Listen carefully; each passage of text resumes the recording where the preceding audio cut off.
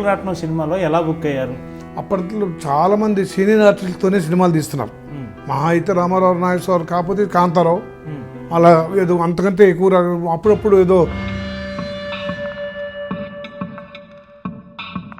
అందరూ ఒక విషయం బాగా గొప్పగా చెప్తారు, మీ పక్కన ఏ హీరోయిన్ చేసినా తర్వాత టాప్ పొజిషన్కి వెళ్తుంది అంటారు కదా.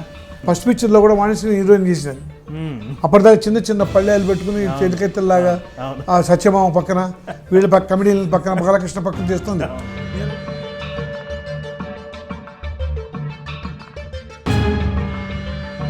One fine morning so called హీరోలు వాళ్ళ ఆవిడ కోసం వెయిట్ చేసి కూర్చున్నారు.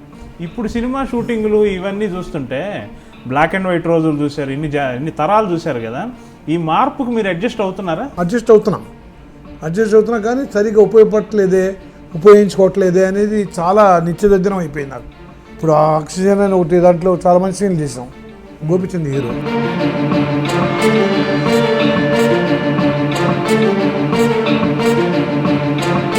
డబ్బింగ్ సీన్లో చేస్తున్నాం ఆ సీన్లు రావట్లా. కో డైరెక్టర్ని అడిగాను, ఏంటి ఈ సీన్లో మనం చేసాం కదా, నాకు గుర్తుంది, చాలా రోజుల తర్వాత డబ్బింగ్ చేస్తున్నాం, తీసేశారు ఆ మంచి సీన్లు. ఇంతమంది డైరెక్టర్లతో చేశారు కదా విశ్వనాథ్ గారు, ఆయన మీ పట్లే తృప్తి అంటారు కదా, మీరు చేస్తేనే తృప్తి అంటారు కదా. విశ్వనాథ్ గారి దగ్గర ఉన్నది ఏంటంటే,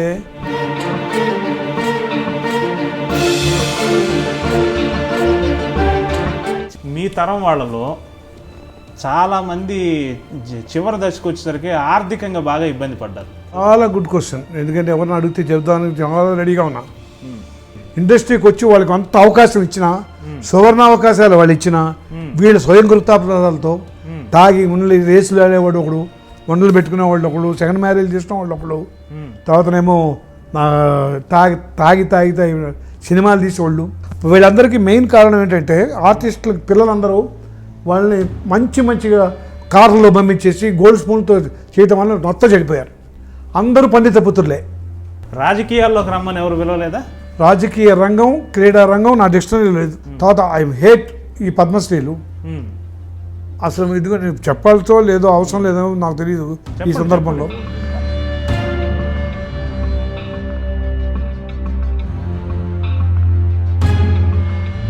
ముందు ఇవి కూడా నటకిరీటి, నట సామ్రాట్టు,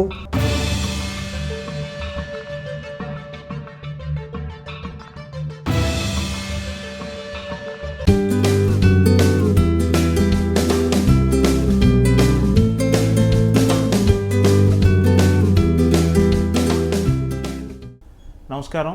కాఫీ విత్ యమునా కిషోర్ కార్యక్రమానికి స్వాగతం. యాడ్ ఫిల్మ్ మేకర్గా చాలామంది పెద్ద ఆర్టిస్టులతో పనిచేసే అవకాశం నాకు వచ్చింది. అందుకు నేను పూర్వజన్మ సుకృతంగా అనుకుంటాను. నేను పనిచేసిన ఆర్టిస్టులు అందరిలోనూ రేరెస్ట్ ఆఫ్ ది రేర్ ఒక ఆర్టిస్ట్ ఉన్నారు. చాలా రోజులు ఎదురు చూశాను ఆయనతో ఎప్పుడు పనిచేస్తానా అని. ఆయనే చంద్రమోహన్ గారు. ఈరోజు చంద్రమోహన్ గారితో కలిసి కాఫీ తాగే అవకాశం నాకు వచ్చింది, అంటే మీకు వచ్చింది. సో చంద్రమోహన్ గారిని కలిసి వారి నుంచి ఎన్నెన్నో విశేషాలు మీతో పాటు నేను తెలుసుకుంటాను. నమస్కారం సార్.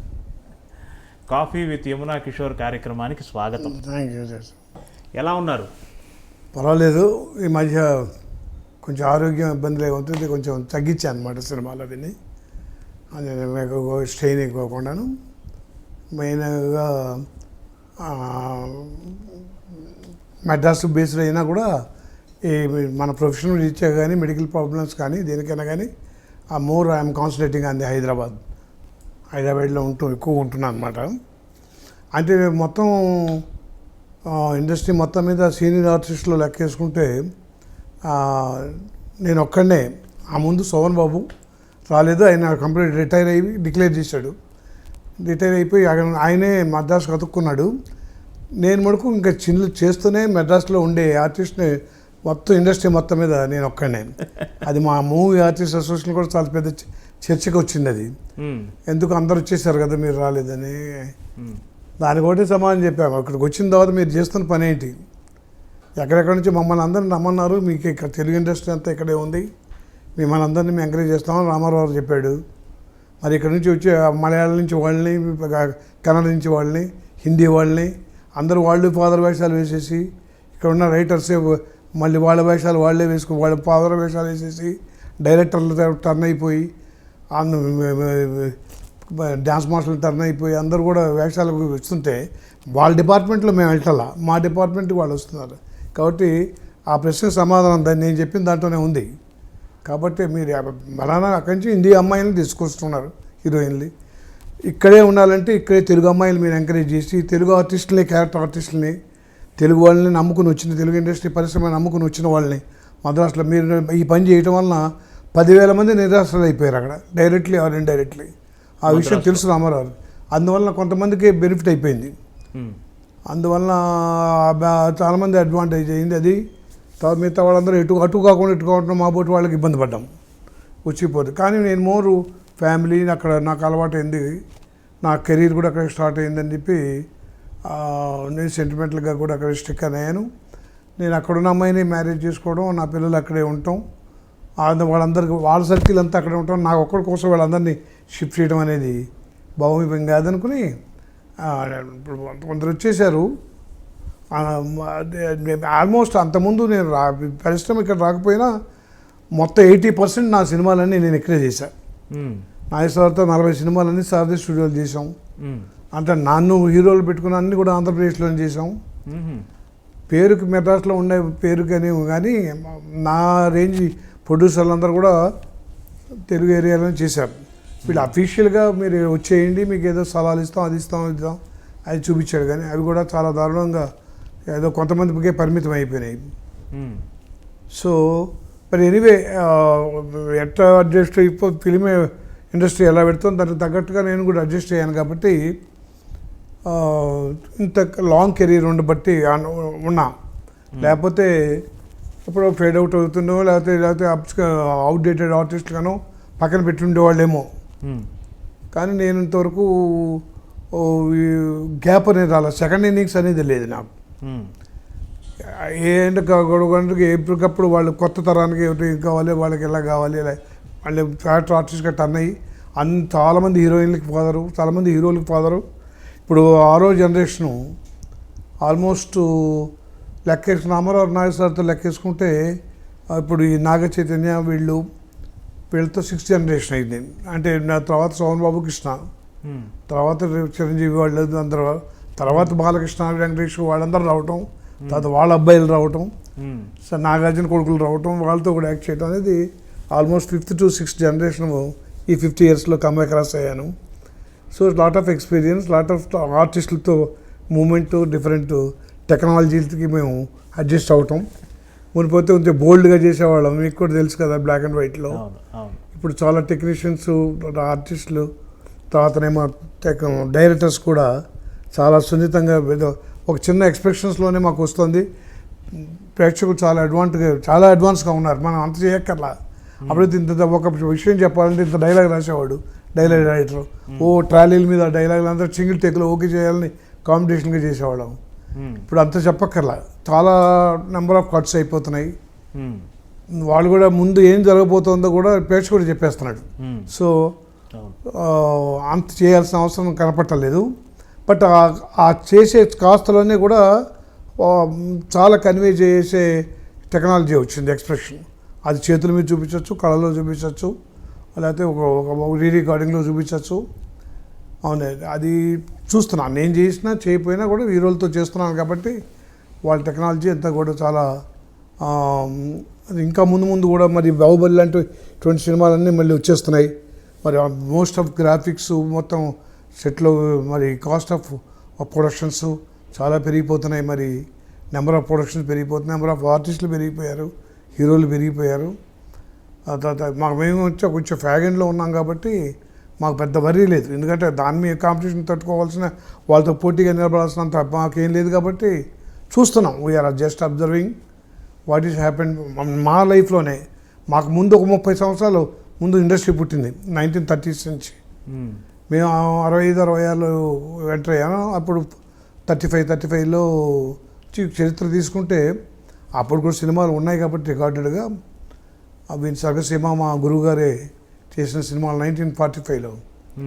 సో లాగి చాలా నెమ్మదిగా చెప్పడం, సాంగ్స్ కానీ మరి అలా చేస్తే మరి బాగుంటాయి సినిమాలు. మరి ఇప్పుడున్న టెక్నాలజీ యూత్ ఎక్కువగా మరి ఇప్పుడున్న ప్రేక్షకుడు చాలా అడ్వాన్స్గా ఉన్నాడు. వాడు వడ్డించిన విస్తరలో ఒక సినిమా అంటే ఒక వడ్డించిన విస్తరని అనుకుంటే మనం దాంట్లో వంకాయ కూర బాగుండాలి, కొబ్బరి పచ్చడి బాగుండాలి, తర్వాత పులుసు బాగుండాలి, సాంబార్ బాగుండాలి, పెరుగు గడ్డ పెరుగు ఉండాలి, ఊరగాయ ఉండాలి, అన్నీ ఉండాలి. అన్నీ అట్టగా ఒక గడ్డ పెరుగు అని ఉంటే ఒక మంచి ఒక కెమెరామెన్, ఒక మంచి మ్యూజిక్, ఒక మంచి రైటర్, గేయ రచయిత, అలా ఇట్లా కంపేర్ చేస్తే అంత ₹60 భోజనం పెట్టినప్పుడు ఏదో ఉప్పు తక్కువైందో లేకపోతే వాసన వస్తుందనో ఇది బాగాలేదనో అంటే అని రిమార్క్ తీసి ఫ్లాప్ డిజాస్టర్ కింద చేస్తున్నారు. అందువల్ల చాలా కష్టం. వాడు ఇవాళ ఇది పెట్టిన బాగుంటుంది కాబట్టి ఫుడ్ ఇట్లాగే చేస్తే బాగుంటే కుదరదు. మళ్ళీ కొంచెం వాడికి వెరైటీ చూపించాలి. అవును, దాన్ని నిత్యం శ్రమిస్తున్నారు మా వాళ్ళందరూ. అది ఏంటంటే నాకు అడ్వాంటేజ్ ఏంటంటే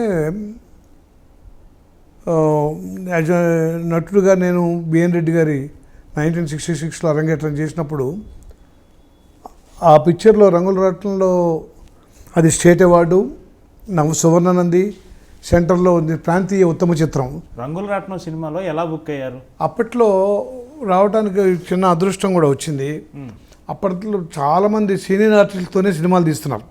మహా అయితే రామారావు నాగేశ్వరరావు, కాకపోతే కాంతారావు, అలా ఏదో అంతకంటే ఎక్కువ అప్పుడప్పుడు ఏదో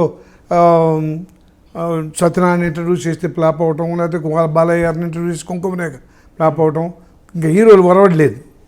హర్నాథు, రామకృష్ణ అప్పుడు ట్రైల్లో ఉన్నారు మాకంటే. అంటే వాళ్ళు చిన్న చిన్న వేషాలు, వాళ్ళు లక్ష్మణుడు, భరతుడు అటువంటి వేషం వేస్తారు. వాళ్ళ మీద హీరోలుగా చేయాల్సినంత సినిమాలు ఇంకా స్టార్ట్ అవ్వాలి. కానీ ఆద్యుడు ఆదుర్ సుబ్బారావు గారు అసలు మొత్తం ట్రెండ్ మార్చేశాడు. ఆయన కొత్త వాళ్ళతో సినిమాలు తీసి మన పగడబందీగా టెక్నాలజీ, మంచి మ్యూజిక్ ఇచ్చి వాళ్ళకి అంత మంచి ప్యాడింగ్ ఇచ్చి చేస్తే అంత బ్రాండ్ న్యూ పెట్టుకుంటే చేయగలనని చెప్పి తేనె మనసులో అనౌన్స్ చేశాడు. ఆ తేనె మనసు సెలక్షన్స్లో అప్పట్లో కాలేజీలో డ్రామాలు అవన్నీ వేస్తూనే నన్ను అందరూ ఎంకరేజ్ చేస్తే నేను ఆల్రెడీ బాపట్ల చేసి ఏలూరులో ఆఫీసర్గా పనిచేస్తున్నా. ఫస్ట్ పోస్టింగ్ మాకు అంతా చాలా డిమాండెడ్. మేము agriculture college graduates final year అయిపోతున్నాం కానీ ఇమీడియట్గా మా జాబ్ రెడీగా ఉంది. 64 వెళ్ళి ఏలూరులో అగ్రికల్చర్ ఎక్స్టెన్షన్ ఆఫీసర్ అనేవాళ్ళు, ఏఈఓస్ మమ్మల్ని. ఒక డిఏఓ కింద చేస్తుంటే ఇది అక్కడ కూడా డ్రామాలు ఇవన్నీ కాలేజీలోను అండ్ ప్రొఫెషన్ అవుతుంది అనుకోలేదు. బట్ అందరు రెచ్చగొట్టారు. తేనె మనసులు అందరూ వెళ్తున్నారు. అందరూ ఏలూరు నుంచి కూడా చాలామంది కుర్రాళ్ళు వెళ్తున్నారు.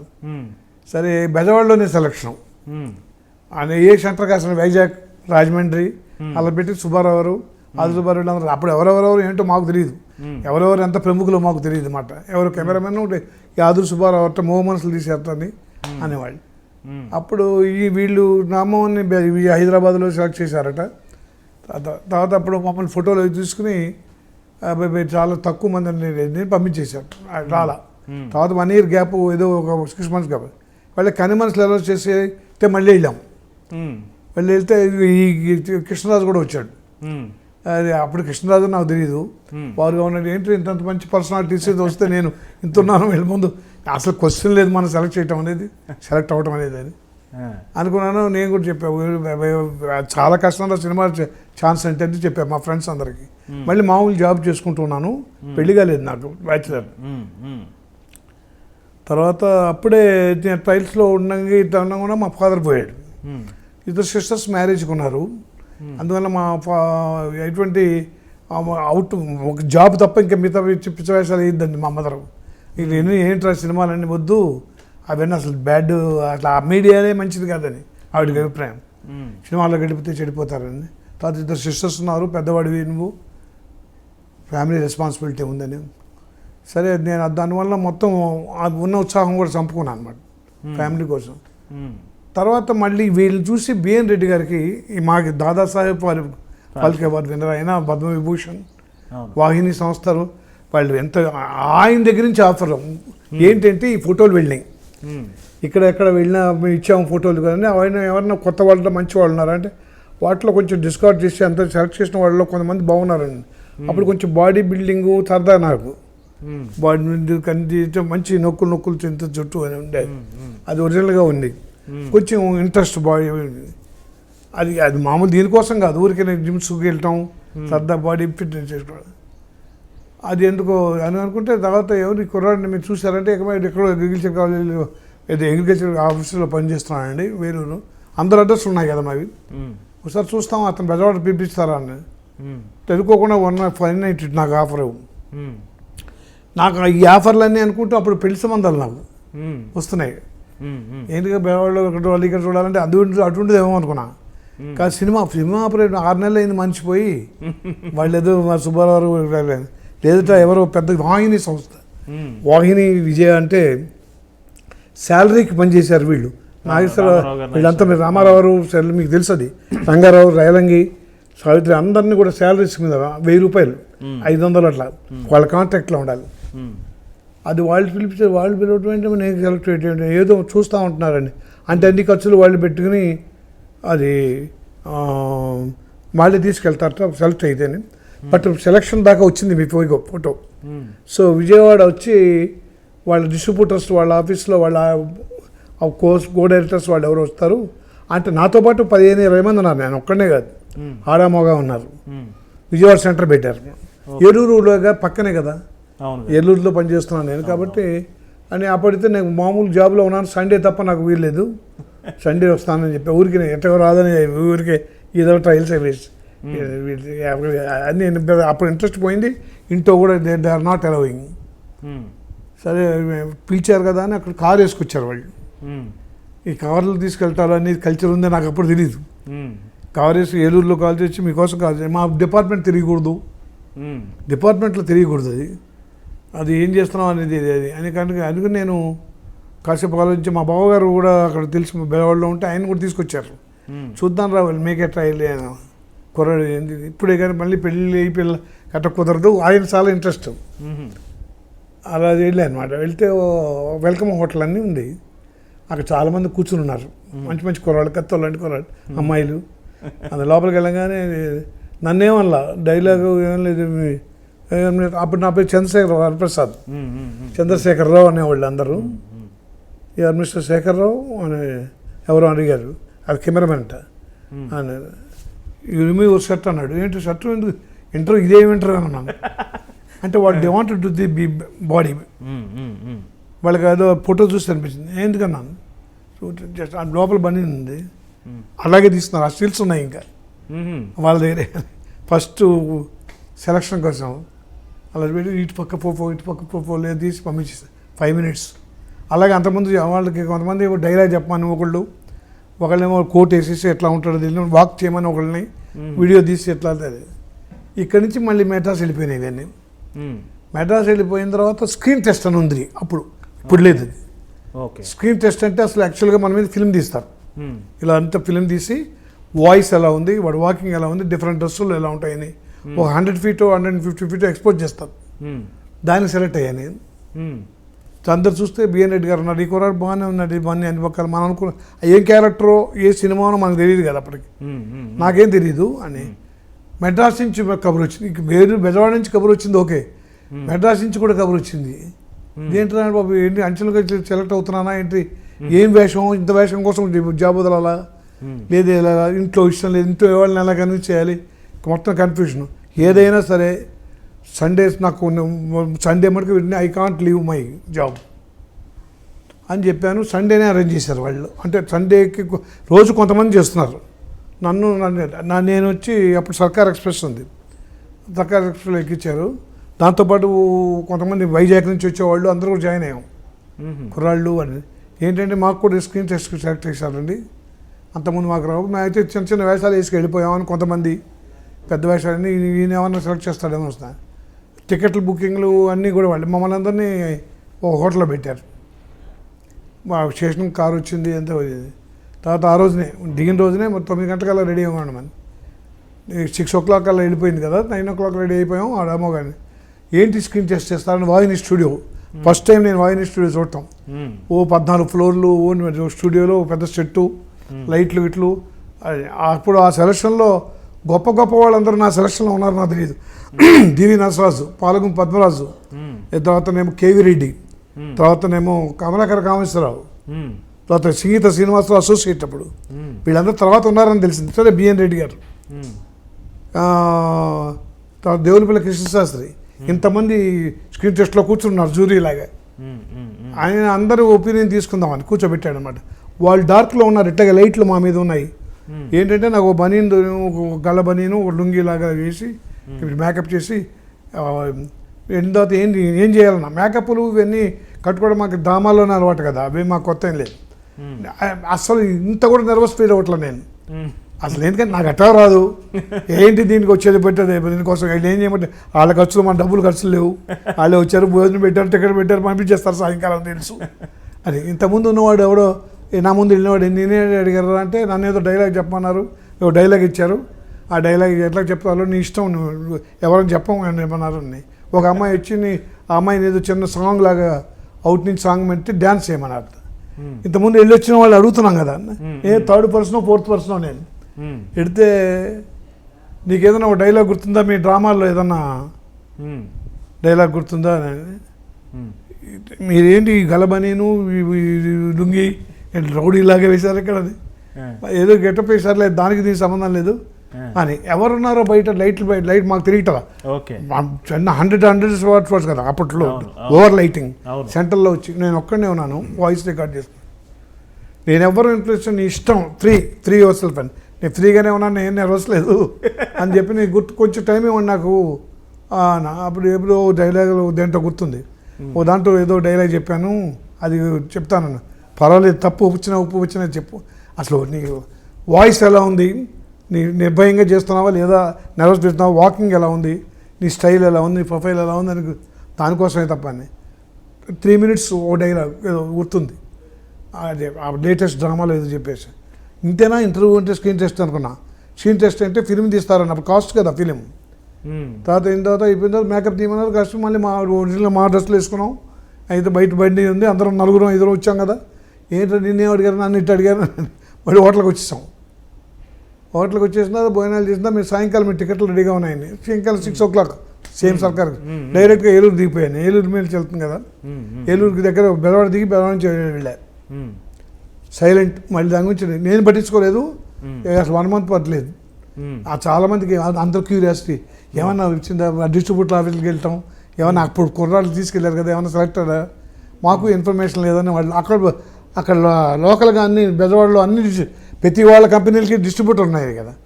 నవయుగ వాళ్ళకి ఒకటి, విజయ వాళ్ళకి ఒకటి, వాహిని సంస్థ ఓన్ డిస్ట్రిబ్యూషన్. మాకు ఏదైనా మాకు తెలుస్తుందండి, మాకు ఇన్ఫార్మ్ చేస్తారు, చెప్తే మీకు చెప్తానండి అంటున్నారు. నేను పట్టించుకోవాలా, మా బావ మటుకు వెళ్తున్నాను అనమాట, మా రిలేషన్ సరదాగా. చంద్రశేఖరరావు ఏలూరు అని ఆయన అతను కుర్రాడని ఎవరైనా సెలక్షన్కి వెళ్ళేట్టు కదా, అతను ఏదో సెలెక్ట్ చేశారు ఓ వేషానికి అన్నారు. అంటే ఈయన పరిగెత్తుకు వచ్చేసాడు ఓవర్ నైట్ ఏలూరు. నేను క్యాంపులో ఉన్నా, క్యాంపు మాది తిరుగుతూ ఉంటారు, మాకు అక్కడక్కడ వెళ్ళిపోయి క్యాంపులకి తణుకు నుంచి వచ్చాను. వచ్చిన మీ బావగారు వచ్చి కూర్చున్నాడు అని.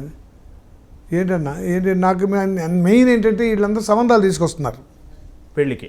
ఎవరో వచ్చారు వాళ్ళు తీసుకురా ఏంటంటే అప్పుడు అది ఎప్పుడో మర్చిపోయాను కదా అన్న, 1 month అయిందని. లేదు వాళ్ళు అక్కడి నుంచి పిలిచారు. మరి ఏంటంటే వాళ్ళన్ని టర్మ్స్ అన్ని పెట్టి తర్వాత 4 నెలలు పడుతుందో 3 నెలలు పడుతుందో, మీరు జాబ్కి నువ్వు రిజైన్ చేస్తావా, అదే సెలవు పెట్టగలగా ఏమైనా కానీ అది అప్ టు యూ. మీరు కనుక అన్ని కనుక సిద్ధం చేసుకుని వస్తే అగ్రిమెంట్ మీద సైన్ చేస్తే మాకు 6 months కావాల్సి వస్తుంది. ముందు అసలు ఒక 2-3 నెలలు ఏమైనా ట్రైనింగ్ ఇవ్వాలి ఆయనకి, అసలు సినిమా టెక్నిక్ తెలియదు కదా, కొంచెం పెద్ద వేషం అనుకుంటున్నాం అని చెప్పారు. అప్పుడు యాక్చువల్ రియల్ డైలమా అప్పుడు స్టార్ట్ అయిపోయింది నాకు. మంచి ఆపర్చునిటీ అని చెప్తున్నారు, చాకా బ్రహ్మాండం, పెద్ద డైరెక్టరు, పెద్ద బ్యానరు, పెద్ద స్టూడియోలు, అంతకంటే రావటం తలకిందులుగా తపస్సు చేసినా నీకు రాదు, మేజర్ వేషం అంటున్నారు. ఎందుకు సెలెక్ట్ చేశారో నాకు అర్థం కాలే. ఏముంది సెలెక్ట్ చేశారో, ఏ వేషానికి ఆ వేషం ఎటువంటిది తెలీదు. అసలు సినిమా మీడియా నాకు తెలియదు కదా. ఒకసారి మనకు ఏదో ఒక 2nd yearలో చదువుతున్నప్పుడు మెడ్రాస్ టూర్లో వెళ్ళేప్పుడు బీఎస్సీ అగ్రికల్చర్, అప్పుడు స్టూడియో పర్మిషన్ తీసుకుని ఇదే వాహిని స్టూడియోలో అయితే రామారావు షూటింగ్ జరుగుతుంది ఏదో, గౌరవంగా వండి రామారావు వాళ్ళు అని అనేవాళ్ళం. చూసాం అంతే. తర్వాత 5-6 సంవత్సరాల తర్వాత అదొక్కటే అప్పుడే చూస్తుంది నాకు. సరే అయితే ఏం చేయాలి చెప్పండి, మీకు 1 week టైం ఇచ్చాం అని చెప్పడానికి, ఇక్కడ చెప్పడానికి లేదు మా డిపార్ట్మెంట్లో. తర్వాత కొంతమంది సలహాలు ఇచ్చారు, ఎటువంటి ఆపర్చునిటీ ఉంటే ముందు మెడికల్ లీవ్ పెట్టచ్చురా, తర్వాత ఎర్రని లీవు, తర్వాత చూద్దాం అని చెప్పి వాళ్ళు చెప్పిన డేట్ నుంచి మెడికల్ లీవ్ పెట్టా. మెడికల్ లీవ్తో అనుమానం రాల. తర్వాత ఎర్రని లీవు మనకు ఉన్నవి ఏమున్నాయి, సెలవులు, లాస్ ఆఫ్ పేలు ఇవన్నీ స్టార్ట్ అయినాయి. అక్కడికి వాళ్ళు తీరు చక్కగా మమానంగా లాడ్జింగ్ ఇచ్చారు. రోజు వచ్చి కారు వస్తుంది. మాలాగా సెలెక్ట్ చేసిన వాళ్ళు రామ్మోహను అలా వీళ్ళంతా రోజు వెళ్ళి అబ్జర్వ్ చేయాలి. షూటింగ్లో ఎక్కడికి వెళ్తాం, మా వాహిని యూనిట్ ఏ షూటింగ్ ఎందుకు చేస్తున్నారు, ఎక్కడ ఎందుకు ట్రయల్ చేస్తున్నారు, ఎందుకు క్లోజప్ చేస్తున్నారు, వాళ్ళందరూ ఎలా చేస్తున్నారు. ఒక 1 month మిమ్మల్ని ట్రైనింగ్లో పెట్టామన్నారు. పోయింది 1 month షూటింగ్ లేదు. దేంటి ముందు రాగానే ఏదో చేస్తారేమో అనుకుంటే ఇదేంటి అక్కడ ఉద్యోగం వదిలి కూర్చోం, లాస్ అవ్వాలి ఇచ్చాం. వీళ్ళేమో డబ్బులు ఇవ్వరు, డబ్బులు లేవు. ఓకే, డబ్బులు లేవు, ఊరికినే లాడ్జింగు, మా క్యారియర్ వచ్చేది భోజనం, పాకెట్ ఎక్స్పెన్సెస్ కూడా ఇంటి దగ్గర తెచ్చుకోవడమే. సరే ఇదేంటి ఆయన ముందే చెప్పాడు, వేషాలకి ఎక్కడికి మేము రిస్క్ చేస్తున్నాం, there is no remuneration for the your character, but అదంతా అయ్యేంత వరకు will bear your lodging and boarding expenses. ఎప్పుడైనా వెళ్ళాలి, ఇంటికి వెళ్ళాలి అంటే టికెట్లు బుక్ చేస్తాం అన్నారు. మళ్ళీ ఇచ్చి కూర్చున్నాం. మళ్ళీ అదే 1 month అయిన తర్వాత షూటింగ్ స్టార్ట్ అవ్వడానికి మళ్ళీ 20 రోజులు టైం ఉందన్నారు. మీకు కావాలంటే you can go and come అని. మళ్ళీ జాయిన్ అవ్వాలా లేదా అని, జాయిన్ అయితే మళ్ళీ వదులుతారా జాబ్. తర్వాత అలాగే మరి ఇంటికి వెళ్ళి మా ఇంటి దగ్గర డిస్కషన్ అయితే ఏంటి జాబ్ వదిలేసావా అని మా ఫాదర్ లీడరా పిల్లల్ని, ఒక్క ఛాన్స్ మీ ఛాన్స్ కొన్ని తెలియదు అని మా బావగారు వీళ్ళందరిని పెట్టి తీసుకెళ్ళా. తెల్లవారుజాము 4 గంటలకి వరకు అన్ని ప్రామిసులు చేశా. గాంధీ గారు ఎన్ని ప్రామిసులు చేస్తారో అన్ని ప్రామిసులు చేసామా. తాగను, ఒక అమ్మాయి వంక చూడను, ప్యాకెట్ ఆడను, ఇంకోటి ఆడను, అన్నీ అక్కడ కూర్చొనేసారు లేవురా, ఏం లేవురా అక్కడ. నీకంటే ఒక్కడు కూడా పిల్లనివ్వడు నీకు, ఉద్యోగం చేస్తున్నాడు కాబట్టి 4 సంబంధాలు వస్తున్నాయి అని ఆవిడ పాపం ఆవిడ బాధపడి అన్ని ప్రామిసులు చేసి ఒకే సినిమా, ఆ సినిమాతో బాగుంటే ఉంటా లేదంటే నా జాబ్ నాకు ఉంది అని ఇక్కడికి వచ్చేసా. ఆయన 4 గంటలకి అన్ని ప్రామిసులు చేయించి ఓట్లు పెట్టించుకుని అన్నీ చెప్పి పంపించిందని ఆ సిరీస్ని తీసుకున్నాడు. అదే ప్రొఫెషన్ అవుతున్నాడు, ఎందుకంటే దాని రిజల్ట్ తెలియదు కదా, ఫస్ట్ పిక్చర్ ఏమవుతుందో. మరి విశ్వనాథ్ గారు మీ కజిన్ బ్రదర్ కదా, అవును, ఆ లింక్ ఏం ఉపయోగపడలేదా మీకు? ఎందుకంటే విశ్వనాథ్ గారికి అప్పటికి ఇంకా డైరెక్ట్ అవ్వాల. ఓకే, ఆయన ఏమిటి వరుస, ఆయన ఆత్మగౌరవం, ఆయన కో డైరెక్టర్గా చేస్తున్నాడు. ఆయన మా రిలేషన్స్ అని కూడా నాకు తెలియదు, ఆయన ముందు వెళ్ళిపోయాడు అని. ఓకే, ఆయన తెలియదు, ఆయన సొంత పెదనాన్న, మా సొంత పెదనాన్న కొడుకే. కానీ ఆయన డిఫరెంట్గా వెళ్ళిపోయాడు. మాకు ఫ్యామిలీస్తో పెద్ద టచ్ లేకపోవడం వలన, ఎందుకంటే మా మదర్ యొక్క అక్కని చేసుకున్నాడు విశ్వనాథ్ గారు ఫాదరు. ఆవిడ చిన్నతనంలోనే 13 ఏట 14 ఏట, అప్పుడు చిన్నప్పుడే పెళ్ళిళ్ళు కదా, 13 ఏట కాపురానికి వెళ్ళక ముందే పోయిందిట. పోయిన తర్వాత ఈ విశ్వనాథ్ గారు తల్లిని చేసుకున్నాడు. ఆయన సొంత పెదనాన్నే. ఆవిడ మటుకు స్టెప్ మదర్ అనమాట. ఆ స్టెప్ మదర్కి పుట్టిన పిల్లలు వీళ్ళు విశ్వనాథ్. అయితే మా అతను పెదనాన్నే కాదండి, అది రిలేషన్ ఉంది. ఇండస్ట్రీకి వెళ్ళిన తర్వాత కానీ తెలియలే నాకు ఈ రిలేషన్. వాళ్ళకు కూడా, ఎందుకంటే ఎక్కడ వాళ్ళు అక్కడ ఏదో వీళ్ళు వెళ్ళి మెడ్రాస్లో సెటిల్ అయిపోయారు, వాళ్ళు మేము పరిచయాలు లేవు కదా. అందువల్ల అక్కడ వెళ్ళిన తర్వాత ఇద్దరు చాలా దగ్గర అయిపోయాం. ఒక ఓన్ బ్రదర్లా, ఆయనకి బ్రదర్స్ లేడు, ఓన్ బ్రదర్ అయిపోయాం. ఒకే స్థలం కొనుక్కుని ఇద్దరు చేసాక పక్క పక్కన ఇల్లు కట్టుకుని, బాలు కూడా ఒక స్థలం చూసాం మా పక్కనే, కానీ నేను కట్టుకోలేనురా అని రెడీమేడ్ ఇల్లు కొనుక్కున్నాడు. మేము ఇద్దరం ఇల్లు కట్టుకుని ఎన్ని సంవత్సరాల నుంచి ఎప్పుడు 2 చెట్లు ఉన్నాయి. ఇప్పుడు ఆయన వచ్చేసిన తర్వాత చిన్నపిల్లలు స్కూల్కి ఇచ్చాడు, అది కిండర్ గార్డెన్. మీరు ముగ్గురు అన్నదమ్ములే కదా, బాలు గారు, మీరు, విశ్వనాథ్. ఇదేమో మేము ఎలా రిలేషన్ ఇప్పుడు చెప్పా కదా. బాలు గారు తమ్ముడు అవుతాడు అంటే, బాలు వాళ్ళకి ఫాదర్కి 2 మ్యారేజ్లు మళ్ళీ. అది కూడా ఆ పెద్ద ఆవిడ కొడుకు ఒకడు ఉన్నాడు, ఆయన లింగమూర్తి అని, ఆయన పేరు కూడా కేఎల్ అని పెడతారు. ఆయన ఎల్ అంటే లింగమూర్తి అనమాట. కజిన్ బ్రదర్ అంటే ఫాదర్ సేమ్, మదర్స్ డిఫరెంట్. అతనికి మా బావగారి సిస్టర్ని ఇచ్చారు. Okay, okay. మా అక్కకి మా సొంత బావగారికి సిస్టరు చేసుకున్నాడు అతను. సో అతను ఈ రిలేషన్ తెలిసిన తర్వాత నాకు తమ్ముడు అయ్యాడు, నాకంటే చిన్నవాడు. ఈయన అన్నగారు, ఆయన తమ్ముడు అయ్యాడు. మధ్యలో 3 బ్రదర్స్, ఒకడు సింగరు, ఒకడు ఆర్టిస్టు, ఒకడు డైరెక్టర్. సో 3 డిపార్ట్మెంట్లు అయిపోయిన తర్వాత మా ఫ్యామిలీలు బాగా కలిసిపోయినాయి.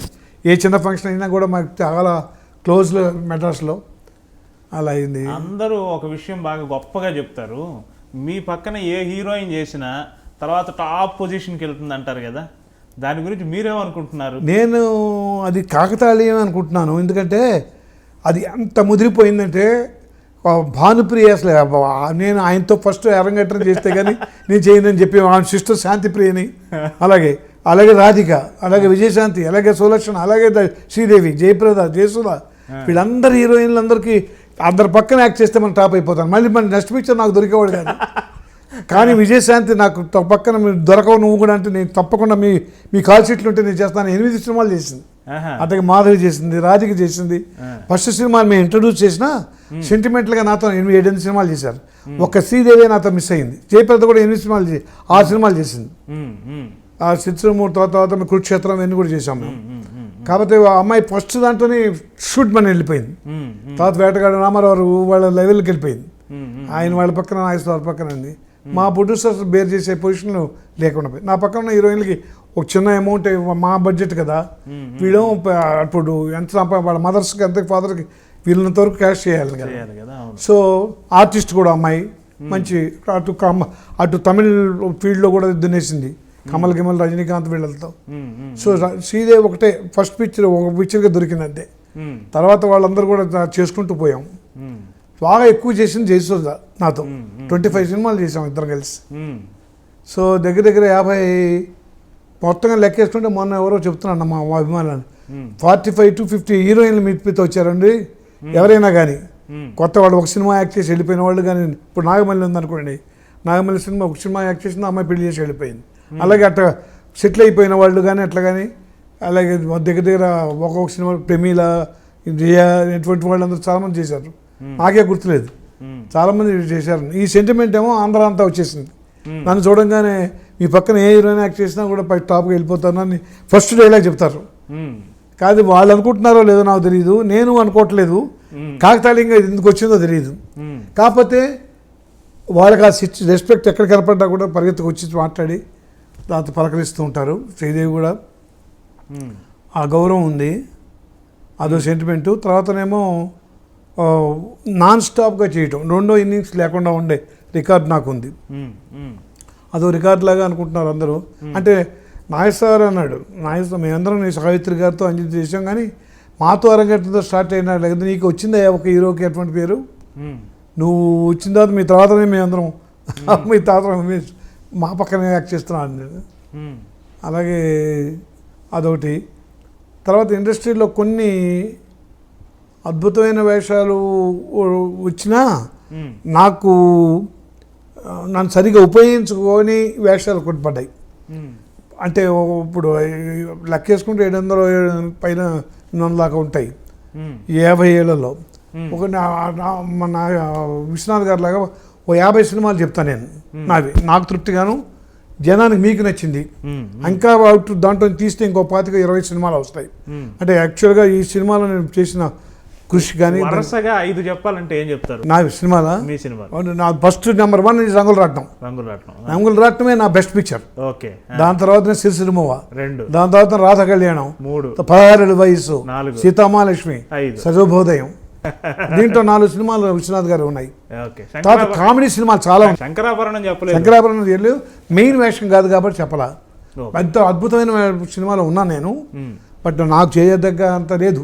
అదే డైరెక్టర్ దగ్గర అద్భుతంగా చేసిన సినిమాలు ఉన్నాయి. శుభోదయం దాంట్లో చిన్న అది కూడా కొత్త కుర్రాడే వేద్దాం అనుకున్నారు వాళ్ళు. కొన్ని పొన్చంద అతనే పాపం ఏదనాగేశ్వరరావు గొడవ పెట్టాడు, అంతా కొత్త వాళ్ళు అయిపోతున్నారు, బిజినెస్ అవ్వదని. అందుకని నిర్మలమ్మ, నేను, రామలింగయ్య గారు ఇటువంటి వాళ్ళు, కాస్త మంజు వారికి అప్పటికి చైల్డ్ వేషాలు అప్పుడే వస్తుంది తులసి. అందు తప్ప వీళ్ళందరూ కూడా వాళ్ళ ఎక్స్పీరియన్సు అంటే అట్లా ఫిల్టర్ చేసుకుంటూ వస్తారు. సగటం నాకు తృప్తిగా ఉన్నవి ఇక్కడ చాలా ఉన్నాయి. ఆమె క్యాట్రాస్ట్ కలికాలం సగటు మనిషి. అట్లాగే ఈ కామెడీల్లో పక్కింటి అమ్మాయి, గోపాలరావు అమ్మాయి, సుందరి సుబ్బారావు, నేను మావిడ, ఇంటింటికి అటువంటివి చాలా కొంటి కాపురాలు, ఇటువంటివన్నీ చాలా ఉన్నాయి. ముద్దు అటువంటి 2 హీరోస్తో చేసిన జీవంతరంగాలు, అటువంటివన్నీ 2 హీరోస్తో చేసిన నాకు మంచి మార్క్స్ 3 మిత్రులు, అలాంటివి చాలా ఉన్నాయి. అవి నెంబర్ వీటిలో రావు. నాకంటూ చెప్పుకోదగ్గవి మీరు చెప్పినట్టుగా టకటక చెప్పాలంటే 5. ఇవాళకి కూడా ఎవరిని అడిగితే అవుట్ ఆఫ్ ఆల్ మీకు నచ్చింది ఏంటంటే, నాకు ఎందుకు నచ్చిందంటే ఆ కారణం కూడా చెప్పాలి. వెటరన్ డైరెక్టర్ వేణు రెడ్డి గారు కొంతమంది గారు ఫస్ట్ పిక్చర్లో చూస్తే నేను యాక్ట్ చేసినట్టు కనపడదు. అది నా ఫస్ట్ పిక్చరా. తర్వాత అన్నీ కూడా మనం యాక్ట్ ఎలా చేయాలి, ఏం చేయాలి, యాక్ట్ చేస్తున్నట్టు నాకు ఫీలింగ్. అది మనం యాక్ట్ చేస్తున్నాం దీంట్లో ఇంత చేయాలి, ఇలా ఉంటే బాగుంటుంది. అదేమి తెలియనప్పుడు అంత మంచి యాక్టింగ్ ఎలా వచ్చింది, అంత న్యాచురల్గా చేసింది. ఇది నేనే కాదు, అంజలి గారు, రమణారెడ్డి గారు అందరూ కూడా చెప్పారు, కొత్త కుర్రాడు అంత న్యాచురల్గా చేశాడు, కొత్త ఫస్ట్ పిక్చర్ లాగా లేదని అంత కాంప్లిమెంట్లు ఇచ్చారు.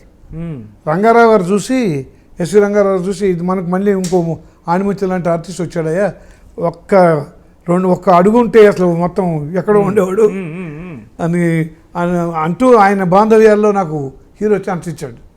బాంధవ్యాలు దాన్ని నేను లక్ష్మిని ఇంట్రొడ్యూస్ చేశాం, మన హీరోయిన్ లక్ష్మిని. అలాగే ఒక్కొక్క సినిమాలో ఒక్కొక్క ఇంట్రొడ్యూస్ చేసుకుంటూ పోయాం. రంగారావు నేను కాంపిటీషన్గా చేసిన ఒక సినిమా సుగదుఖాలని ఉంది, అదే మేడ అంటే మేడ కాదు, దాంట్లో ఆ సాంగ్కి దానికి చాలా పవర్ఫుల్ రోల్. మీకు బహుశా సినిమా గుర్తుందో లేదో, సెకండ్ హాఫ్లో ఎవరు ఉండవు, నేను రంగారావరే. సెకండ్ హాఫ్ కంప్లీట్ క్లైమాక్స్లో జయలలిత మన సీఎం, తమిళనాడు సీఎం రామకృష్ణ వస్తారు. ఆఫ్టర్ నేను కాల్చుకోబోతుంటే అప్పుడు వస్తారు.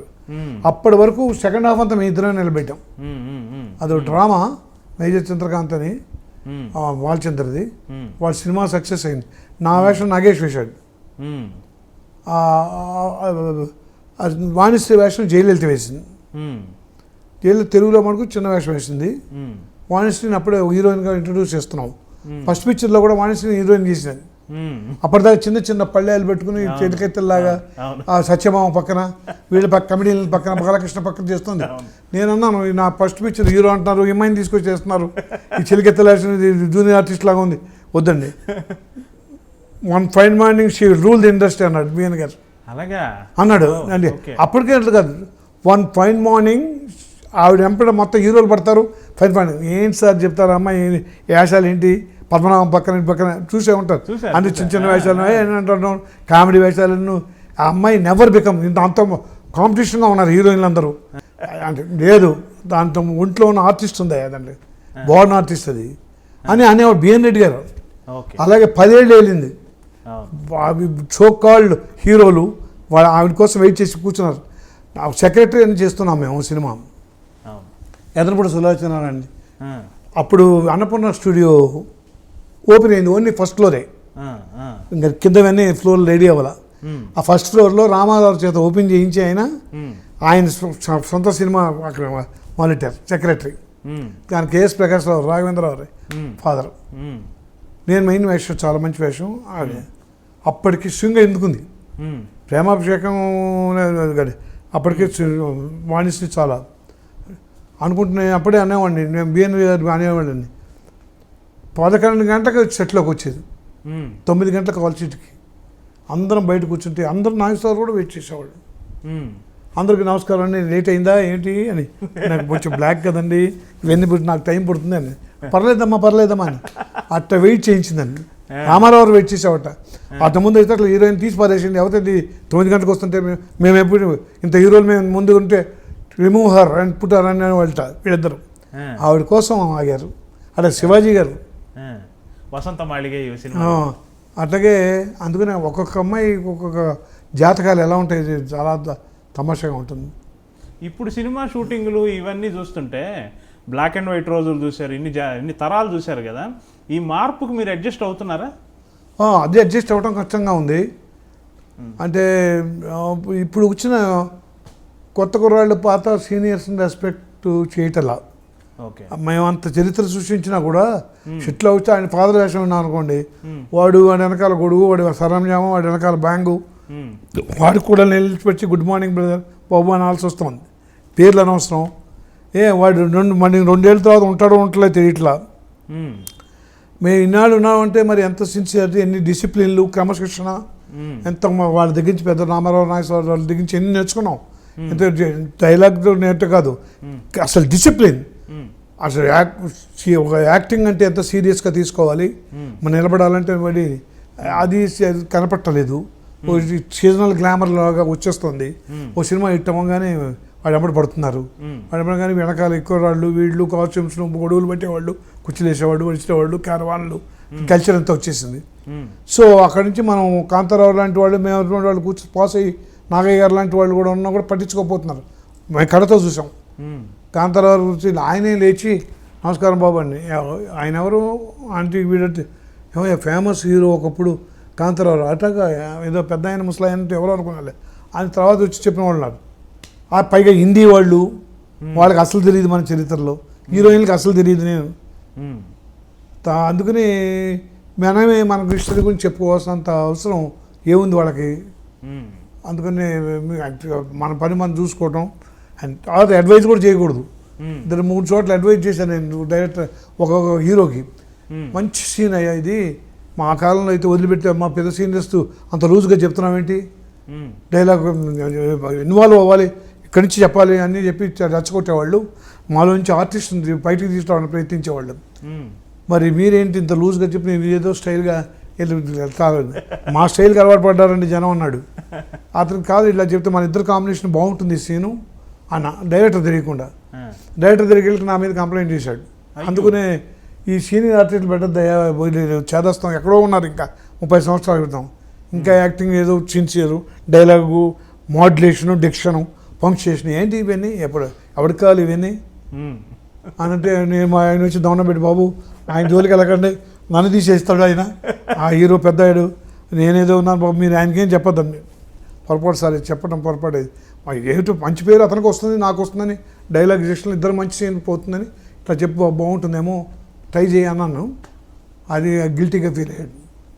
సో అప్పటి నుంచి ఇటువంటి చిన్న చిన్న చేదోరుమాలు చాలా ఉన్నాయి. అందుకనే నేను చాలా మన పని ఏదో మనం చూసుకురావటం అడ్జస్ట్ అవుతున్నా కానీ సరిగ్గా ఉపయోగించుకోవట్లేదే అనేది చాలా నిత్యదగ్గరం అయిపోయింది నాకు. ఏమో ఇది చేనులో ఈ 4 డైలాగులు చెప్పడానికో లేకపోతే 2-3 సీన్లు చేయడానికి నన్ను ఎందుకు అడుగుతున్నారు, మీరు వచ్చి అడిగితేనే కదా, నేను మిమ్మల్ని అడగల. నేను వేషం సరిగ్గా అటువంటి తర్వాత వేషం బాగాలేదు, ఏదైనా ఎన్ని సీన్లు ఉన్నాయి, ఏమైనా మంచి ఇంపార్టెంట్ అయినా కనుక్కుని వేస్తున్నా. కానీ కనుక్కున్నా బాగుందని చెప్తారు, అక్కడ వెళ్ళిన తర్వాత ఎడిట్ చేయరు. చూడండి తీసినా చివరిలో వాడికి ఎడిటింగ్లో ఉంటుందో లేదో తెలియదు. ఇప్పుడు ఆక్సిజన్ అని ఒకటి దాంట్లో చాలా మంచి సీన్లు చేసాం. గోపిచంద్ హీరో, ఆక్సిజన్ అని రత్నం. అదే రత్నానికి మంచి బృందావన్ కాలనీ మీరు చూసే ఉంటారు.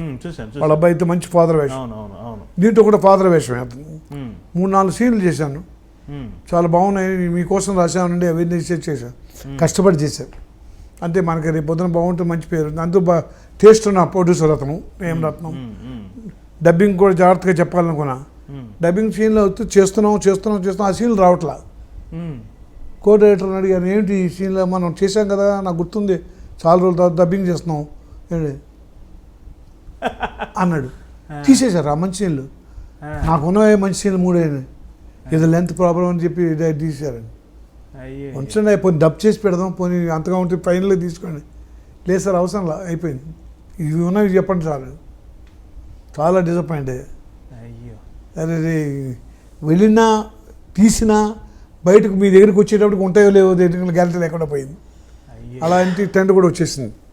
ఏదో వాళ్ళ హీరోల మీద వేయరు, మన బొట్టు వాళ్ళ మీద సీన్ల మీద కత్తిరేసేస్తారు.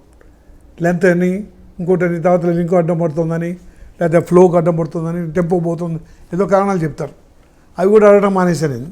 ఆయన ఏమున్నాయి చెప్పు ఆ సీన్లు, అవి చెప్పి వెళ్ళిపోతాను నేను డబ్బింగ్. ఇటువంటి ట్రెండ్లో చాలా. ఈ రెమ్యూనరేషన్లు ఆ కాలంలో మీకు చాలా తక్కువ ఉండేయంట కదా, ఇది రెమ్యూనరేషన్ ఆ రోజుల్లో చాలా తక్కువ ఉండేవి కదా, ఇప్పుడేం చాలా ఎక్కువ ఉన్నాయి కదా. అవును. అసలు మీ ఆ రెమ్యూనరేషన్లో అప్పట్లో కరెక్ట్గానే పే చేశారా అండి మీకు? అవి నిజం చెప్పాలంటే చాలామంది ఎగ్గొట్టేవాళ్ళు. తక్కువ రెమ్యూనరేషన్ లెక్కలేదు ఆ రోజుల్లో, అది విలువ. ఓకే, ఆ 3,000 3 లక్షలు ఇవాళ. ఓకే, వాళ్ళు 3 లక్షలు తీసుకున్నా, వాళ్ళ 3,000 తీసుకున్నా ఒకటే, అది అమౌంట్ ఓకే. కానీ ఆ 3,000లోనే మమ్మల్ని ఏదో రకంగా ఉపయోగించేసుకుని దాంట్లో దొంగ చెక్కులు ఇచ్చేసి, లేకపోతే అసలు ఇవ్వకుండా, లేదా తిండి పెట్టి, మా వీక్నెస్ ఉందనుకో మంచి పొగ చూసుకుంటారా, చంద్రబాబు గారు డబ్బులు అడిగాడు, మా బొమ్మ ఫుడ్ గిట్ పెట్టండి, బొమ్మానంగా ఉంది వాళ్ళని. తర్వాత బిజినెస్ అవ్వలేదని, లేకపోతే పిచ్చిడ్ అయిపోయిన తర్వాత ఫస్ట్ వీక్ ఇస్తామని, చాలా ఎక్కువ. అప్పుడు ఈ పెద్ద డబ్బుల కోసం చూడకుండా కాంపిటీషనే. ఈ వేషం కొడుకు పోనీయకూడదు, ఈ వేషం మనకే రావాలి, ఈ వేషం వస్తే పోనిచ్చేవాళ్ళం కాదు, వాడు డబ్బులు ఇస్తున్నాడా లేదా అనేది సెకండరీ అయిపోయేది. సో ఇది అడ్వాంటేజ్ తీసుకుని చాలామంది ఎగ్గొట్టేవాళ్ళు. చాలామంది ఒక 80% ఎగ్గొట్టేవాళ్ళే. అంటే ఎగ్గొట్టడం అంటే పూర్తిగా ఎగ్గొట్టడం కాదు, ఆ బ్యాలెన్సులు ఇవ్వలేకపోవటం, వాడికి కూడా పాపం ఇబ్బందులు రావడం, రిలీజ్ కాలేకపోవటం, ఎక్కడ బిజినెస్ ఆగిపోవటం, వాడిని ఏం అడుగుతాం, ఒకవేళ చెక్కులు ఇచ్చినా ఆ చెక్కులు డబ్బులు ఉండవు.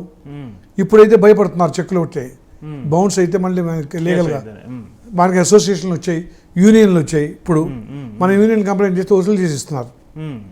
సో ఇప్పుడు భయం, తక్కువ మాట్లాడుకోండి, పోనీ 100 కాకపోతే నేను ₹1,00,000 కాకపోతే నేను 50,000 ఇస్తాను, మన ఇద్దరు ఇష్టం అయితే అవుతాం. ఆ 50,000 కరెక్ట్గా ఇవ్వు, 50,000లోనే మళ్ళీ ఏదో 10-15 ఎగ్గొట్టాలని చూడకు అని ట్రెండ్ వచ్చింది. చాలా మటుకు ఇప్పుడు మాట్లాడేటప్పుడే మాకు బడ్జెట్ అంటే ఇంతకంటే ఎక్కువ ఇవ్వలేమని చెబుతున్నారు, దానికి ఆనర్ చేస్తున్నారు. దానికి కూడా మాకు యూనియన్ భయపెడుతున్నాం, డబ్బింగ్ అని ఉంది కదా, అది ఫుల్ పేమెంట్ వస్తే కానీ డబ్బింగ్ చెప్పద్దు అంటున్నారు మా అసోసియేషన్. అది చెప్పిన తర్వాత మాకు కూడా కష్టం అండి, రిలీజ్ ముందు ఎందుకు మాకు గొడవలు చేస్తాము, మీకు డబ్బింగ్ అనేది ఉంది కదా, సినిమా అంతా డబ్బింగ్ చేయాలి కదా. అప్పుడైతే మనకి అవుట్డోర్కి వెళ్ళినప్పుడే డబ్బింగ్ చేసేవాళ్ళం, అవుట్డోర్ స్టూడియోలో చేసేది డబ్ చేయాల్సిన అవసరం ఉండేది కాదు, సైలెంట్గా తీసేవాళ్ళం. ఇప్పుడు మొత్తం టోటల్గా సినిమాలు అందరూ ఆర్టిస్టులు చేయాలి.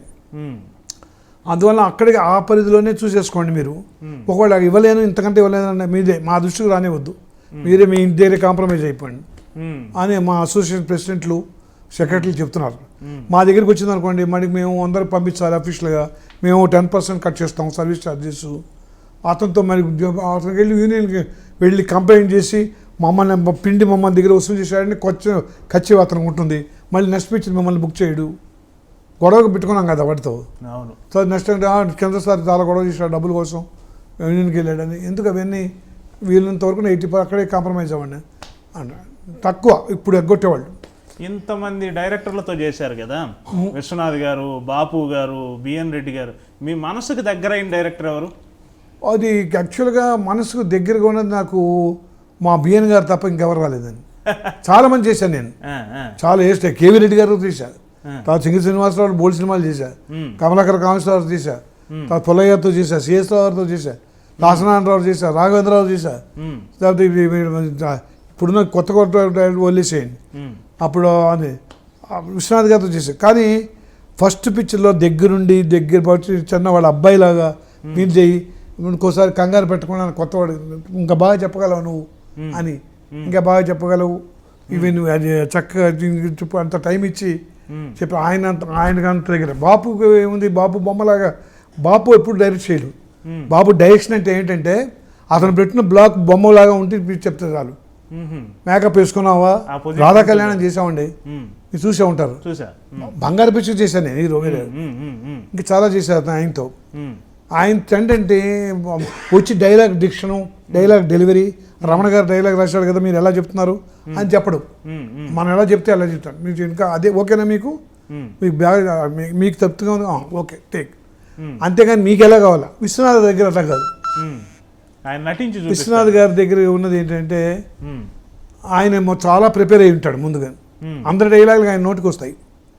ఆయన మనం చదువుతున్నాగానే మనతో ఇన్వాల్వ్ అయ్యి మన డైలాగ్ చెప్పేస్తుంటాడు,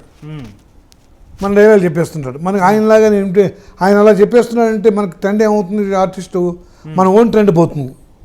ఓన్ ట్రెండ్ ఆయన ఇమిటేట్ చేయాలని అనిపిస్తుంది. ఇమిటేట్ చేయాలని అనిపించిన తర్వాత ఇంకోటి ఏంటి, ఆయన ఎంతసేపు ఆయన చెప్పింది చేస్తున్నాం కదా, ఆయన ఎప్పుడు ఓకే అంటాడా అంటున్నాం, మెకానికల్ అయిపోతున్నాం. మనం ఓకే చేయటం కాదు, ఆయన ఎప్పుడు ఎన్ని ఓకే చేస్తాడా అని.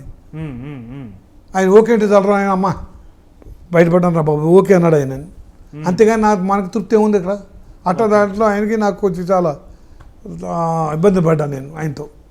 సినిమాలు చాలా చేసిన ఇలా చెప్తే బాగుంటుందని అంటే కాదు, ఇలా చెప్తే కాదు ఇలా చెప్తాను. ఆయనే మనతో ఇన్వాల్వ్ ఉన్నా, నాట్ ఓన్లీ విత్ మీ, మరి కమల్ని, చిరంజీవిని, మరి వీళ్ళందరినీ మరి మమ్మిటి చేశాడు, పెద్ద పెద్ద ఆర్టిస్టులు చేశారు కదా, వెంకటేష్, బాలకృష్ణని. అంటే మొత్తం వదులుతాడు, ఆయన ట్రెండ్ రాకపోతే వదిలేస్తాడు మన ట్రెండ్లో ఉంది. నేను కొంచెం ఇలా చెప్తే బాగుండేది అని ఉండేది. అప్పుడు అది కమల్కి ఇలాంటి మంచి ఆర్టిస్టులకి ఆయన చెప్పిన దానికంటే వాళ్ళు ఎక్కువ బాగా చేస్తారు కాబట్టి ఆయన తృప్తిగా ఉంటుంది. ఆయన మీ పట్లే తృప్తి అంటారు కదా, మీరు చేస్తేనే తృప్తి అంటారు కదా. అంటే ఆయనకి నేను చేసింది కూడా నచ్చుతుంది, చాలా బాగా నచ్చుతుంది. కానీ ఇంకో రకంగా కూడా చేద్దామని నాకు ఐడియా వస్తుంది. అది ఒక డైలాగ్ ఉందనుకోండి, మధ్యలో ఏదో డిస్టర్బెన్స్ పెడతాడు. ఇప్పుడు మనకి నాలికే మామందం అండి. ఇప్పుడు దీనికి సంగీతం నేర్చుకోవాలని చాలా ఇంట్రెస్ట్. ఆయన పైన ఏదో ఒకటి ఆకు పడింది అనుకోండి, అది ఇప్పుడు ఏం చెప్తున్నానంటే అని ఆయన మధ్యలో డిస్టర్బెన్స్లు ఎందుకు అంటే ఆయన సరదాలు అవన్నీ. మధ్యలో గుంటలు వస్తే గుంటలు తప్పించడం, గుంటలు ఉంటాను అది వాడు ఎందుకంటే చెప్తున్నానంటే అని మళ్ళీ ఆ డైలాగ్కి వెళ్ళాలి. ఇవన్నీ ఆర్టిస్ట్కి డ్రిల్లింగ్ అయిపోతుంది. ఓకే, అది డైవర్షన్ అంటే ఆయనకి అవన్నీ సరదాలు. మధ్య మధ్య న్యాచురల్గా చెప్తుంటాం ఏంటంటాం, పెళ్ళి హడావిడిలో మధ్య మధ్య మన న్యాచురల్గా వచ్చి చోలు చెప్పిపోతుంటూ అలా పోతుంటుంటారు. వాడు పట్టుకుని హడావిడి అని ఏదో అంత వీళ్ళంత వరకు చాలా వీళ్ళలో న్యాచురల్గా ఏదో జరుగుతున్నట్టు యాక్టింగ్ చేసినట్టు కాకుండా ఉండే ప్రయత్నం చేస్తుంటాడు. కాకపోతే వాటి మూలంగా ఏమైపోతున్నానంటే చాలామంది ఆర్టిస్టులు విశ్వనాథ్ కనపడతాడు. అవును, విశ్వనాథ్ గారు ఆయన లాగా డిక్షను సాగ తీసుకుంటూ మరీ సాక్షాంగారావుడు వాడెవడు జానకి డబ్బింగ్ జానకులు వీళ్ళైతే అసలు ఆయన ఎలా చెప్పాడా ఇమిటేట్ చేసి సాగ వీళ్ళు ఎలా చెప్తారా అనేది మనకు లేదు. మనకు అందరిలో విశ్వనాథ్ గారు కనపడుతుంటాడు. అది కొంతమంది దగ్గర కమల్ దగ్గర వాళ్ళ దగ్గర వాళ్ళ దగ్గర కుదరలేదేమో. నా దగ్గర కొంచెం ఆయన చెప్పాల్సిన ఆయన లాగానే ఆయన చెప్పినట్టుగానే చేశా కొన్ని. అఫ్కోర్స్ రిజల్ట్ బాగుండొచ్చు, ఇంకోటి కూడా చేస్తే బాగుంటుందేమో అనిపించేది నాకు. ఇంకో ఛాన్స్ లేదే. ఇప్పుడు ఈయన చెప్పిన దానికి 10 టేకులకే చేస్తే ఓకే అంటే బాగుందనే ఫీలింగ్ ఉంది. మరి ఆయన ఎవరికన్నా చెప్పారో లేదో తెలియదు. ఆయన చెప్పడం ఏంటంటే ఆయనకు ఉన్న నచ్చిన సినిమాలు అంటే అన్నీ నచ్చినాయి నాకు. నేను తీసిన సినిమాలు జనానికి నచ్చపోవచ్చు, కొన్ని నాకు చేసిన సినిమాలు అన్నీ కూడా నచ్చినాయి. ఏది బెస్ట్ ఏది ఇది అని కదా. ఒకటి కీర్తిలు తీసుకొచ్చే శంకరాభరణం లాంటివి ఎక్కడో పెట్టాయి, ఒకటి ఎక్కడో ఆవత్ బాంధవుడు లాంటివి తీసుకెళ్ళి ఎక్కడో లోపల పెట్టాయి. కొన్ని వంకరాభరణాలు అన్నారు, కొన్ని శంకరాభరణాలని ఆయన తీసిన ఆయనైనా ఇలా చేశాడని. అది మరి మమ్మటి దాంట్లో క్లైమాక్స్ కంపు అయిపోతే పిచ్చెక్కిపోయినట్టు మాట్లాడుతుంటారు వీళ్ళు. అది వీడు చావటానికి మీరు కారణమా అని ఆయన గడ్డ పెంచుకుని కుర్రాన్ని చెప్పాను. నేనే బాధపడేవాడిని. మేము ఈయన దగ్గర నుంచి మనం ఇంత సీతమాలు చేసాం, ఈ మంచి సిరిసిరిమూలు చేసినామండి. అసలు ఒక శ్రీకాంత్ సినిమా ఒకటి చేశాడు, స్వరాభిషేక్. ఒకటి అద్భుతమైన కళాఖండాలు తీశాడు. ఏ విషయమైనా అద్భుతమైన కళాఖండాలు తీశాడు. కోర్స్ ఆయన క్రియేటివ్ మైండ్లో కొన్ని రాంగ్గా వెళ్ళి జనాన్ని అర్థం చేసుకోకపోవచ్చు.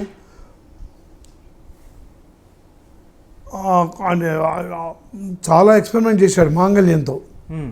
మాంగళ్యానికి మరో 3 అని ఒక సినిమా తీశాడు, సప్తపది దానికి రివర్స్.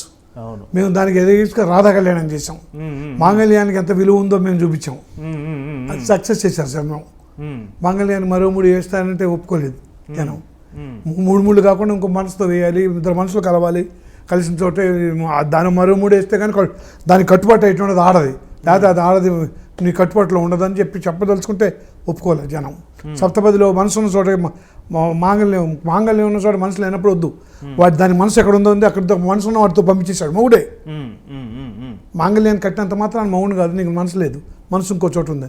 వాడి దేవతలా కనపడుతుంది, అమ్మవారిలా కనపడుతుంది, అది వేరే ఇంకో రకంగా చూపించాం. అది కులాంతరం లేదు. అటువంటి ఎక్స్పెరిమెంట్లు కొంచెం చేశాడు పాపం. ఆయన చెప్పదలుచుకుని చాలా బాగుంది, కానీ జనం కొంచెం అర్థం చేసుకోవాలి. ఇప్పుడు సూత్రధారులో ఉందనుకోండి, దుర్మార్గుడిని చంపితే దుర్మార్గం చావదు, దుర్మార్గాన్ని చంపాలి అని దానికే మనకు సత్యనారాయణ క్యారెక్టర్ని ఏదో చేశాడు. మరి జనం అర్థం చేసుకోవాలి, యాక్సెప్ట్ మనం అనుకున్నట్టు పోలా బాక్స్ ఆఫీస్లో. అటు చాలా సినిమాల్లో పాపం ఆయన అబద్బాంధవుల్లో అందరికీ మెంటల్ పెట్టేటప్పటికి ఆయన ఒప్పుకోలేదు. తర్వాత వెంకటేష్తో హాస్టల్లో చిన్న అబ్బాయి ఒక వయసున్న కుర్రాడు గర్ల్స్ హాస్టల్లోకి వెళ్ళి పడుగు ఎట్టబడితే అపస్రయంగా పడుకుంటే వాళ్ళ నైట్ గౌన్ సర్దేసి వాళ్ళు ఏంటమ్మా నన్ను అలౌ చేసి వాళ్ళని గురించి వీళ్ళకి టవల్స్ వేసి వాళ్ళ బాత్రూంలో మెచ్చి ఎవరైనా అలౌ చేస్తారా అని అడిగారు. విశ్వనాథ్ గారు మా ఇంటి పక్కనే వచ్చి జనం.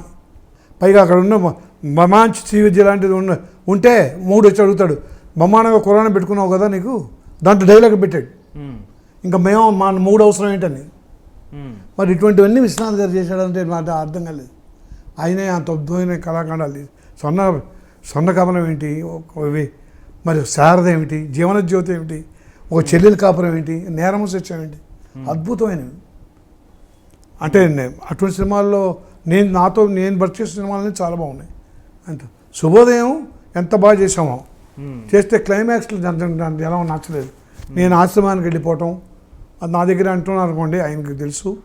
క్లైమాక్స్లో కొంచెం వాళ్ళు ఆ క్లైమాక్స్ బాగాలేదని అది మిగతాదంతా బ్రహ్మాండంగా ఎంజాయ్ చేశారు. అందులో ఆ క్యారెక్టర్ మీద బ్రహ్మాండంగా ఉంటుంది. మరి ఇవాళ ఆయనకి ఎంత సంతోషంగా అంటే నాకంటే సంతోషించేవాడు ఎవడు ఉండడు. ఎందుకంటే 3 కారణాలు. ఒకటి మా సాటి బ్రాహ్మణుడు తెలుగువాడు. తెలుగు వాళ్ళకి వచ్చింది ఇంత అత్యంత ప్రతిష్టాత్మకమైన అవార్డు. అందులో నా సొంత బ్రదరు. ఇంతకంటే ఎవడన్నా లోకంలో ఎవడన్నా సంతోషించేవాడు ఉంటాడా? వాళ్ళ ఫ్యామిలీ మెంబర్స్ వదిలేసాయి. అటువంటి వాళ్ళ అంత సత్కారం జరుగుతుందంటే ఈ డిజర్వ్ ఎప్పుడు 150% ఆయన deserve for this award. And I'm very very proud of my brother. అది అందుకంటే ఆయనకి ఇంకా ఆయుష్ ఆరోగ్యాలు ఉండాలి. చక్కగా ఆయన తరతరాలుగా ఆదర్శంగా నిలిచిపోవాలి. ఇంకా there is no other Vishwanath. కొంతమంది ఉంటారు కారణ జన్మలు. ఇంకో సూర్యకాంత పుట్టదు, ఇంకో మహానటి సావిత్రి పుట్టదు, ఇంకో రంగారావు పుట్టరు, ఇంకో రేలంగి పుట్టరు, ఇంకో ఘనసాల పుట్టడని. అలాగే ఇంకో విశ్వనాథ్ యాజ్ అ డైరెక్టర్గా అది. ఎందుకంటే సంస్కృతికి సాంప్రదాయాలకి సంగీతానికి సాహిత్యానికి పెద్దపీట వేసే డైరెక్టరే లేడు. అంత కమర్షియల్ అయిపోయాయి. పెద్ద 100 crores పిక్చర్స్, బాహుబలి లాంటి పిక్చర్స్ వస్తున్నాయి. గ్రాఫిక్స్ ఎక్కువైపోయినాయి. ఇట్లా ఉంటే విశ్వనాథ్ గారు ఎక్కడికో వెళ్ళిపోయాడు వెనక్కి. ఇప్పుడు ఆయనకున్న ఉన్నా కూడా ఆయనతో తీసి ఈ రకమైన సాంప్రదాయం తీసే ప్రొడ్యూసర్ లేడు. ఇప్పుడు తీసిన వ్యాపారం కాబట్టి ఏమవుతుందో భయం. అప్పట్లో వచ్చింది కాబట్టి మేము అందరం అదృష్టవంతులం. అటువంటి సినిమాలన్నీ చేసాం ఆయనతో. చాలా లక్కీ. ఇవాళ కూడా ఒక మైల్ స్టోన్స్ లాగా చెప్పుకుంటున్నాం మా లైఫ్ కెరీర్లో అవన్నీ. సో అది చాలా I'm saying my sincere thanks to the government of India. మీ తరం వాళ్ళలో చాలామంది చివరి దశకు వచ్చేసరికి ఆర్థికంగా బాగా ఇబ్బంది పడ్డారు. జీవితాన్ని సరిగ్గా సెటిల్ చేసుకోలేక. అవన్నీ చూస్తుంటే మీకేమనిపిస్తుంది? చాలా గుడ్ క్వశ్చన్. ఎందుకంటే ఎవరిని అడిగితే చెబుతానికి చాలా రెడీగా ఉన్నా. నేను ఇండస్ట్రీకి వచ్చినప్పుడు ఫుల్ స్వింగ్లో ఉన్నవాళ్ళు కాంతారావు, రాజనాల, ముక్కామల వీళ్ళందరూ కూడా మంచి బిజీగా ఉండి 2 call sheets 3 call sheets పనిచేస్తున్నారు. వాళ్ళ ఆస్తులు ఏం పెట్టుకున్నారో నాకు తెలియదు కానీ బాగా మంచి బిజీగా ఉన్నారు. అట్లాగే సూర్యకాంతం, ఛాయాదేవి వీళ్ళందరూ కూడా క్యారెక్టర్ ఆర్టిస్టులు కూడా, రేలంగి వీళ్ళందరూ కూడా నేను వాళ్ళు మంచి స్వింగ్లో ఉన్న టైంలో ఎంటర్ అయ్యా. సరే రామారావు నాగేశ్వరరావుని వదిలేసేయండి, సావిత్రి వీళ్ళందరూ తర్వాత ఇదిగో వింటూ ఉండేవాళ్ళం. ఆస్తులు కరిగిపోతున్నాయి, ఏదో సినిమాలు తీసి. ఘంటసాల గారు ఒకసారి ఒక సినిమా తీశాడు, సొంత ఊరు అనేది. ఆల్మోస్ట్ అందుకు చాలామంది ఫ్రీగా పనిచేసి పెట్టారట. రామారావు కూడా అందరూ వేషాలు వేసి. దాంతో సర్వనాశనం అయిపోయింది. దాంట్లో ఆయనకి తాకట్లు పెట్టినప్పుడు చాలా చేతకాక చూసే పిల్లలు, చిన్న పిల్లలు మరి అందరు మిస్యూజ్ చేశారో ఏంటో తెలియదు. దాన్ని ఏదో కాంపెన్సేట్ చేయడానికి ఇంకో సినిమా తీస్తే అది కూడా ఏదో. ఈ కాంతారావు కూడా సినిమాలు తీయటం మొదలెట్టి, దీన్ని కూడా కరగటం మొదలెట్టింది. ఎవరు చూసినా ఈ హర్నాథ్ వాళ్ళు అంటే తాగి, రామ్మోహన్ వాళ్ళు తాగి, ఈ వయసెస్కి అలవాటు పడి వీళ్ళు. దాంట్లో కొంచెం రామకృష్ణ జాగ్రత్త పడుతున్నాడు. సరే ఇండస్ట్రీలో ఇది గ్యారంటీ లేని ప్రొఫెషన్లో వచ్చాము. ఈ గ్యారంటీలో ఉన్న ప్రొఫెషన్ నుంచి నేను గ్యారంటీ లేని ప్రొఫెషన్లో వచ్చా. ఇప్పుడు గ్యారంటీ ఉన్న ప్రొఫెషన్ ఏంటి? ఇవాళ మా వాళ్ళు ఇంట్లో కూర్చొని నా కొలీగ్స్ అంతా 60,000 పింఛన్ తింటున్నారు చచ్చేంత వరకు. వాళ్ళని చూస్తే నాకు ఎంత ఈర్ష్యగా ఉందో. వాళ్ళు ఏం పొడి చేశారో నాకు తెలుసు. ఏం పర్వాలా, ఊన ఆఫీస్లో కూర్చొని కాసేపు కబుర్లు చెప్పి, కాఫీలు తాగి, సిగరెట్లు తాగి, పేపర్లు చూసి 2 సంతకాలు పెట్టేసి, అసలు వారానికి 2 రోజులే వెళ్ళి ఈ ఏఈఓస్ మా అయితే ఒకరు జాయింట్ డైరెక్టర్, డిప్యూటీ డైరెక్టర్ అయ్యారు. 2 బ్యాంక్ ఆఫీసర్లు చాలామంది అయ్యారు, చీఫ్ మేనేజర్గా. ఏంట్రా మీరు చేసిందని. అయినా నీ అంత పాపులారిటీ, నువ్వు వెళ్తే చంద్రమోహన్ పెండ్ అని మేము చెప్పుకుంటున్నాం అని. ఇవాళ 60,000 ఎందుకు ఇస్తున్నారా మీ గవర్నమెంట్? మీకు ఏం చేశారంటారా మీరు? 30 సంవత్సరాలు. ఇవాళ నీకు మినిమం గ్యారంటీ మంత్లీకి 60,000 ఉంది. మినిమం ఇంటికి 6 రూపాయలు కూడా లేదన్నది నాకు పని చేస్తే తప్ప. అన్లెస్ నేను జాగ్రత్త పడ్డాను కాబట్టి అది వేరే విషయం. నా సంపాదించి పెడుతుంది కాబట్టి, నేను సంపాదించింది అక్కడ పెట్టాను కాబట్టి, అది సంపాదించి పెడుతుంది కాబట్టి గ్యారంటీ కాలర్ ఎత్తి కూర్చున్నా. అది ఎందుకు చేశాననే క్వశ్చన్కే మీకు ఆన్సర్. ఇదిగో ఇప్పుడు ఇందా చెప్పిన లిస్ట్ అంతా పాడు చేసుకున్నారు. ఇండస్ట్రీకి వచ్చి వాళ్ళకి అంత అవకాశం ఇచ్చినా, సువర్ణ అవకాశాలు వాళ్ళు ఇచ్చినా, వీళ్ళు స్వయం కృతాపరాధాలతో తాగి మున్నలు రేసులు ఆడేవాడు ఒకడు, వండలు పెట్టుకునేవాళ్ళు ఒకడు, సెకండ్ మ్యారేజ్ చేసిన వాళ్ళు ఒకడు, తర్వాతనేమో తాగి సినిమాలు తీసేవాళ్ళు. నాగభూషణం ఎంత పొజిషన్ అండి? నాగభూషణం ఆస్తులని నాకు తెలుసు, ఒక్కట్లేదు. చివరికి ఒక అవుట్ హౌస్లో పెళ్ళంతో అవుట్ హౌస్లో గాంధీనగర్లో, ఇక్కడ హైదరాబాద్లో గాంధీనగర్లో ఉన్నాడు. లాస్ట్ స్టేజ్లో మొత్తం పోగొట్టుకుని వీళ్ళందరికీ మెయిన్ కారణం ఏంటంటే ఆర్టిస్టులకు పిల్లలందరూ వాళ్ళని మంచిగా కార్లలో పంపించేసి గోల్డ్ స్పూన్తో చేయటం వల్ల మొత్తం చెడిపోయారు. అందరూ పండిత పుత్రులే. అందుకని వీళ్ళు పిల్లలు కరెక్ట్గా లేకపోవటం వల్ల కూడా చాలా దెబ్బతిన్నారు. రాజనాల పిల్ల అంతే, హర్నాథ్ పిల్ల అంతే, ఆర్నాగేశ్వర పిల్ల అంతే, రంగారావు కొడుకు అయితే అసలు ఒకడే కొడుకు ఎక్కడ పడితే అక్కడ తాగి కింద పడిపోయాడు. 12 ఏళ్ళ నుంచి వాళ్ళ నాన్న వదిలిపెడితే ఆ గ్లాస్ వీడి తాగేసామట. వాడు 14 నుంచి అంకులు మా అమ్మడి పడి 100 రూపాయలు 50 రూపాయలు ఇవ్వడం. వాడు వస్తే డబ్బులు ఇవ్వద్దని చెప్తుంటే వాడు రంగారావు. అలాగే రేలంగి కొడుకు సర్వనాశనం చేశాడు. రేలంగి ఎంత సంపాదించాడు. నాగయ్య గారు సంపాదించిన డబ్బు ఇవ్వలేదు. చివరికి 500కి 250 రూపాయలకి మా పక్కన వేషాలు వేశాడు. వీళ్ళందరిని చూస్తే ముందు మనం లైమ్ లైట్లో ఉన్నప్పుడు మనం సెటిల్ అయిపోవాలి. సెటిల్ అంటే గొప్పగా మనకు వచ్చే అవకాశం అందరు బిందెలు పట్టిపోతే మనకి చెంబుతో ఉందనుకోండి ఆ సముద్రంలోంచి మనకి చెంబే దక్కింది. ఆ చెంబుని కూడా ఒలికిపోకుండా చూసుకోవాలి. ఇందులో బంధువులు తినేవాళ్ళు, స్నేహితులు తినేవాళ్ళు అన్నిటికీ బాధలు ఉంటాయి అనుకోండి. ఆ మినిమం సెక్యూరిటీ రావాలి అని ప్లాన్ చేసాం. ప్లాన్ చేసుకుంటూ వచ్చి ముందు ఇది ఇళ్ళు స్థలాలు తర్వాత వచ్చే ఇన్కమ్ ఏమిటి, బ్యాంకులో పెట్టుకోవడమా లేకపోతే అద్దెలు రావడమా. పైగా మా జనరేషన్లో నాకు జనరేషన్ పాడవకుండా చూసుకోవాలి. లక్కీగా ఏంటంటే నాకు ఇద్దరు ఆడపిల్లలు, వాళ్ళ సినిమా ఇన్ఫ్లుయెన్సే పడినవ్వలేదు. చాలా బాగుంటారు పిల్లలు. చైల్డ్ ఆర్టిస్ట్గా నేను సినిమా షూటింగ్ దగ్గర తీసుకొచ్చాను నా మిస్సెస్. వాళ్ళ పిల్లలు చూడట్లేదు, చాలా బిజీగా తిరుగుతున్నామండి. నేను పిల్లలు మిస్ అవుతున్నారు ఫాదర్ని అని పొద్దున్న వేస్తే లేచేవాడు కాదు, రాత్రి ఎప్పుడో వచ్చేవాడిని. అందుకని షూటింగ్ దగ్గర తీసుకురామనేవాడిని. అంత లోకలే కదా. నా కారు పంపించి డ్రైవర్ పంపించి పిల్లల్ని తీసుకురామనేవాడిని. నేను గెటప్లో ఉంటే గుర్తుపెట్టేవాడు కాదు. నాన్న అంటే భయపడేవాళ్ళు. ఆ విగ్గు ఏదో నేను గెటప్లో కనపడేవాడిని కదా. తర్వాత అలవాటు ఆ పెళ్ళి పాప బాగుంది చైల్డ్ ఆర్టిస్ట్గా వాళ్ళ కూతురుగా వేద్దామా వీడికి ఆ మాట వాళ్ళ దగ్గర అనద్దు. చేయలేదు. భానుమతి గారు అడిగింది 3 సినిమాలకి. భానుమతి గారు చేస్తూ చైల్డ్ ఆర్టిస్ట్ కావాలి, చంద్రమోహన్ కూతురు బాగుంది, 2 అమ్మాయి దానికి బాగుంది, చాలా బాగుంది, దాని చేత వేద్దామని. ఆ టేస్ట్ మనకు దానికి అలవాటు చేసామంటే ఇప్పుడు మళ్ళీ ఎప్పుడు షూటింగ్లు ఎవరు పిలవట్లేదా, ఈ చదువులు అది చూస్తున్నా కదా చైల్డ్ ఆర్టిస్టులు అందరినీ. అట్లా వాళ్ళ మదర్కి ఇష్టం లేదు, నాకు ఇష్టం లేదని. సో ఆ ఇన్ఫ్లుయెన్స్ లేకపోవడం వల్ల నా జనరేషన్ పాడు చేస్తారనే అది రాలేదు నాకు డౌట్.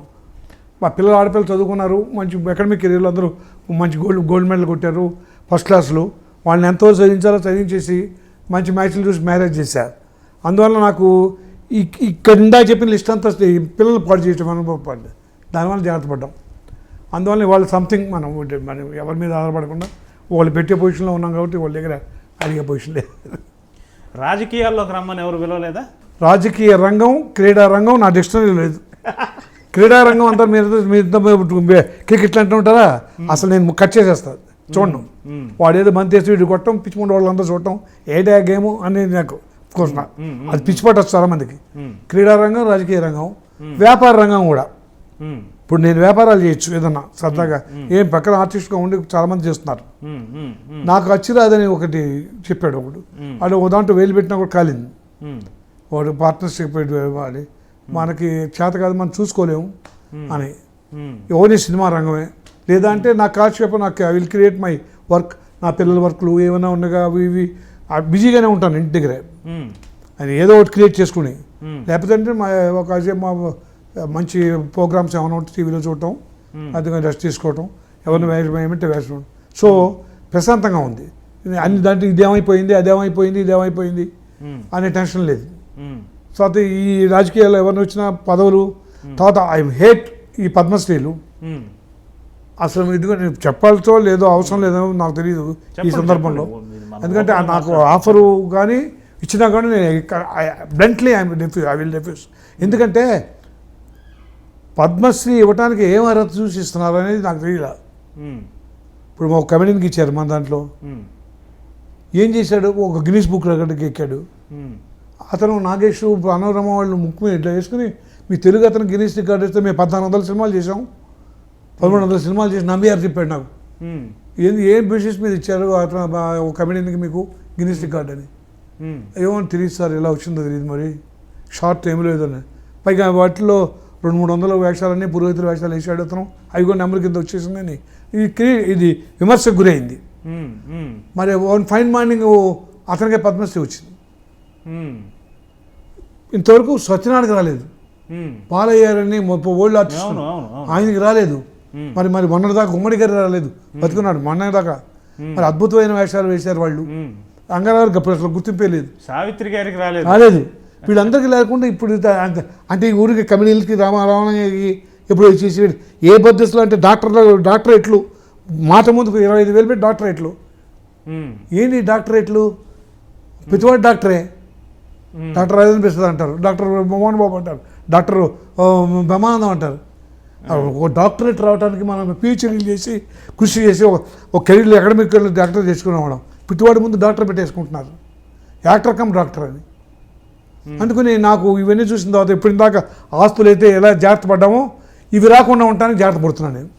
ఎవరైనా ఆఫర్ చేసినా బ్లంట్, నా చెవిని పట్టడానికి వీలేదండి.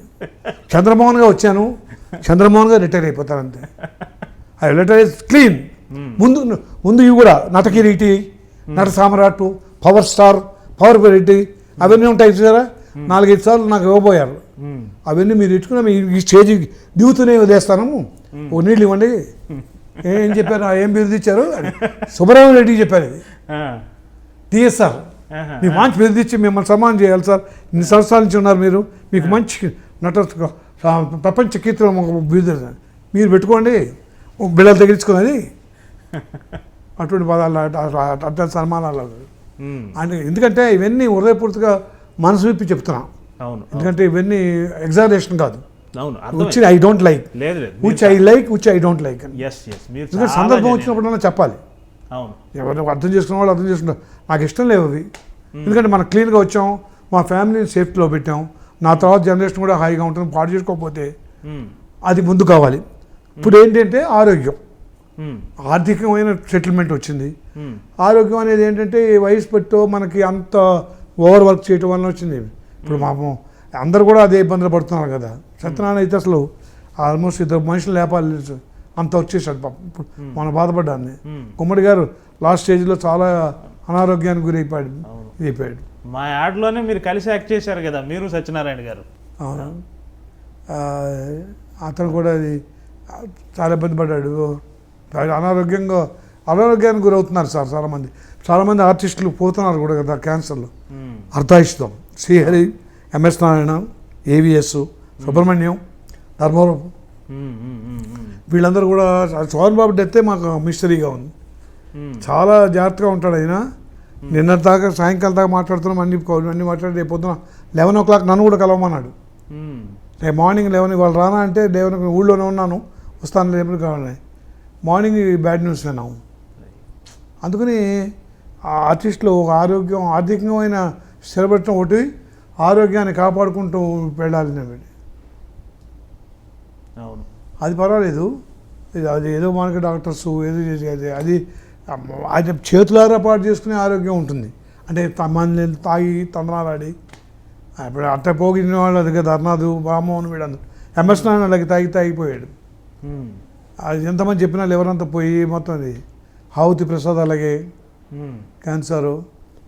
మరి నాయుడు సార్ అంత జాగ్రత్తగా ఉండి అంత పకడ్బందీగా ఉండి ఆయన పద్ధతి చూసి కవర్ ఆయన కూడా క్యాన్సర్ వచ్చింది.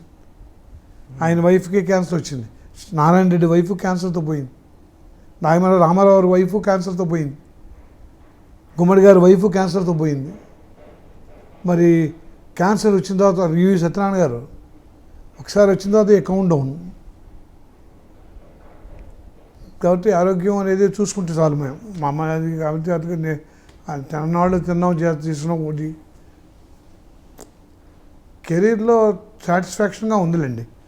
నాకేంటంటే ఒకటి మంచి మహానటులతో పనిచేసిన తృప్తి, మహా డైరెక్టర్లతో పనిచేసిన తృప్తి. రకరకాలుగా ఉంటారు కొన్ని డైరెక్టర్లు. మరి ఆర్థికంగా వాళ్ళందరిని చూసి కొన్ని గుణపాఠాలు నేర్చుకున్నాను.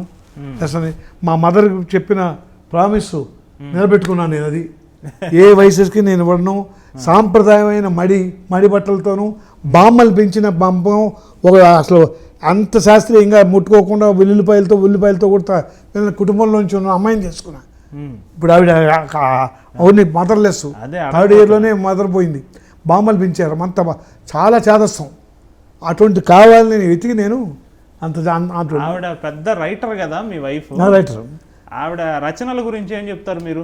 మీ ఆవిడ అభిప్రాయం ఏంటి? రచనలు నా సినిమాలు చూసి లైట్గా విమర్శిస్తుంది. బాగాలేదు ఆ వేషం, మీరు ఎందుకు ఒప్పుకున్నారు అంటే ఎందుకు ఒప్పుకోవాల్సి వచ్చిందని చెప్తుంటాను నేను. అలా మన తర్వాత మా అటువంటి మిస్టేక్ చేయదని. ఆవిడ కథల మీద అంత పెద్ద క్రిటిక్ లేను, నాకు అంత నాలెడ్జ్ లేదు, కానీ బాగుంది, బాగలేదు, బయట మధ్యలో ఏదో బోర్ కొట్టింది, మధ్యలో ఏదో డైవర్ట్ అయింది, అంతవరకు చెప్పగలిగే ముందుగా నాకు చెప్తాను. ముందుగా మీరు ఒకసారి చదవండి నాకు చెప్పండి అంటుంది. సో ఆవిడ నా పెళ్ళికి ముందే మంచి రైటరు. ఆవిడ మా మేనత్త మంచి లతని, తినేటి లత గారుని, ఆవిడ పెద్ద లత సాహిత్యం వినే ఉంటాం. ఆవిడ సొంత మేనత్తే. సో ఆవిడ వాళ్ళ ఫ్యామిలీ నుంచి వచ్చింది అది. తర్వాత అనేక రచనలు ఆన్లైన్ రేడియోలకి రాసంగిలి ఇవ్వటం. అప్పుడే చాలా రైటర్గా మంచి పేరులో ఉంది. నా మీద నన్ను మ్యారేజ్ చేసుకున్నప్పుడు టైంకే, అప్పుడు final year first year MA చదువుతుంది. So Telugu literature. సో తర్వాత నేను ఎంకరేజ్ చేశాను పుస్తకాలుగా తీసుకురావటం అవన్నీ. మనం ఇప్పుడు నవోదయ పబ్లిషర్స్ మాకు, నవోదయ పబ్లిషర్సే మా పుస్తకాలన్నీ. అవి తప్పకుండా మీరు పున్నాగ పూలని చదివారో లేదో, మీకు రైటర్ చదవడం అలవాటు ఉందా? ఉంది, చదివే అలవాటు. ఇప్పుడు ఆవిడ చేతి ఇప్పిస్తాను నేను. ఆవిడ ఆంధ్రభూమి అని మీరు వీక్లీ చూడండి, మైత్రి అని వస్తుంది.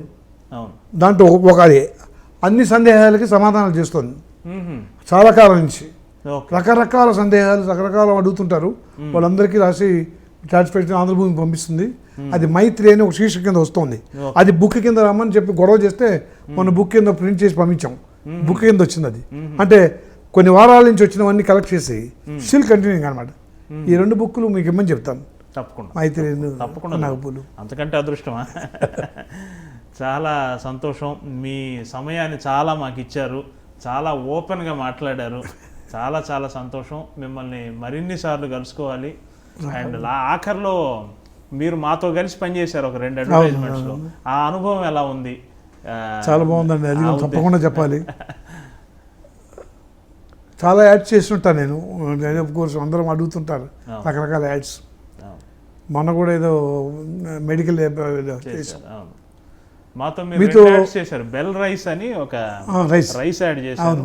తర్వాత క్రేన్ ఒక్క పొడి చేశాము. 60-70 మంది ఆర్టిస్టులతో కలిసి. నేను ఆశ్చర్యపోయా. ముందు ఏదో యాడ్లు చేయాలంటే ఏదో ఒకళ్ళు లేకపోతే ఎవరైనా ఒక వైఫ్ లాంటి క్యారెక్టర్, అమ్మకి కూడా డైలాగ్ ఉండదు, అంత మనమే మాట్లాడుతుంటాం, పక్కన పిల్లలు అలా ఉండి ఏదో సెటప్ చేసి పంపిస్తున్నా. అడుగుతాను నేను యాడ్లో ఎవరైనా ఉన్నా, లేదా ఒక 10 మనిషి ఒకటాన్ని. అదే ఇది అసలు క్రేన్లో చూస్తే మా ఇండస్ట్రీ అంతా అక్కడే ఉంది. మా గిరిబాబు ఏంటి వీళ్ళేంటి అంతమంది ఆయన చెప్పే వాళ్ళందరూ చెప్తున్నారు అనమాట. పాపం అమ్మాయి పోయింది కదా, ఎవరో బిందు మాధవ్, ఆవిడ ఎంత చెప్పిందో మీ గురించి. పాపం నాకు ప్రతి యాడ్ పిలుస్తారు సార్, చాలా పెడుతున్నారు, ఆయన మూలంగా చాలా ఆనందింటున్నాం మేము. ఎంత బొమ్మనంగా చెప్పారు ఆర్టిస్టులు అందరూ. అంత యాడ్ అవ్వచ్చు, అంతమందికి వాళ్ళకి ఎంకరేజ్ చేయటం. అలాగే మన రైస్ చేసాం చక్కగా ఆంధ్రప్రదేశ్లో మన పెద్ద ఆర్టిస్టులు అందరూ ఉన్నారు. మన హేమ, వీళ్ళు మొత్తం, మన జయసుధ, హీరోయిన్ జయసుధ గారు, ఆ లెవెల్ అలా మెయింటైన్ చేస్తున్నారు అనమాట. చాలా హ్యాపీ సార్, బాగుంది. యాడ్ చేస్తున్నట్టు ఫీలింగ్ రాదు మాకు.